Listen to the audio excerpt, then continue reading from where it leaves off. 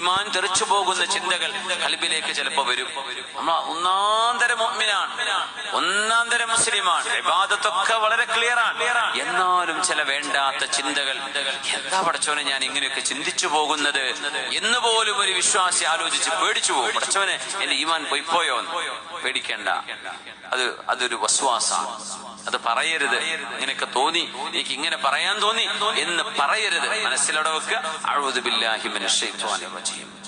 പുണ്യ നബിയോട് സ്വഹാബിമാര് പറയുമായിരുന്നു, നബിയേ, ഞങ്ങളുടെ നാവുകളിലൂടെ, ഞങ്ങളുടെ മനസ്സിലൂടെ ചിലതൊക്കെ വന്നു പോകുന്നു, പറയാൻ തോന്നുന്നു. ഞങ്ങളെങ്ങാനും അത് തുറന്നു പറയുകയാണെങ്കിൽ ഞങ്ങളുടെ കഴുത്ത് മുറിക്കപ്പെടും എന്ന് പറഞ്ഞാൽ ഇസ്ലാം എന്ന് പുറത്തു പോകും, മുർത്തദ്ദായി പോകും. അങ്ങനത്തെ ഗുരുതരമായ ചിന്തകൾ ഞങ്ങളുടെ മനസ്സിലേക്ക് വരുന്നുണ്ട് നബിയേ. ഞങ്ങൾ എന്താണ് ചെയ്യേണ്ടത്?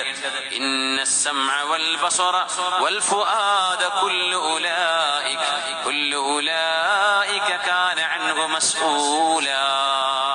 തീർച്ചയായും മനുഷ്യന്റെ കേൾവിയും മനുഷ്യന്റെ കാഴ്ചയും മനുഷ്യന്റെ മനസ്സും ചിന്തയും ഇതിനെക്കുറിച്ചെല്ലാം ചോദ്യമുണ്ട് എന്നായിത്തിറങ്ങിയപ്പോഴേ സ്വഹാബിമാര് പറയുകയാണ്, നബിയേ, ഞങ്ങളുടെ മനസ്സുകളിൽ വേണ്ടാത്ത ചിന്തകൾ വന്നു പോകുന്നു, അതിനെക്കുറിച്ചൊക്കെ ചോദ്യമുണ്ടോ?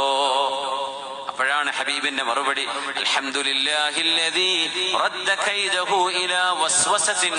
അല്ലാഹു പിശാചിന്റെ ആ ചതി ഒരു വസ്വാസായി ഒതുക്കി നിർത്തിയല്ലോ. നിങ്ങളത് പറയരുത്, നിങ്ങളത് ചെയ്യരുത്. തോന്നിയതല്ലേ, സാരമില്ല. മനസ്സിനെ നമുക്ക് നിയന്ത്രിക്കാൻ കഴിയില്ല. മനസ്സിൽ പലതും വന്ന് കയറിയിറങ്ങി പോകും. അങ്ങനെ ചിന്തകൾ കയറി ഇറങ്ങുന്നതിന് വിരോധമില്ല. നിങ്ങൾ മനസ്സുകൊണ്ട് തീരുമാനിച്ച് ഉറക്കരുത്, നിങ്ങളത് പറയരുത്, അതുപോലെ ചെയ്യരുത്.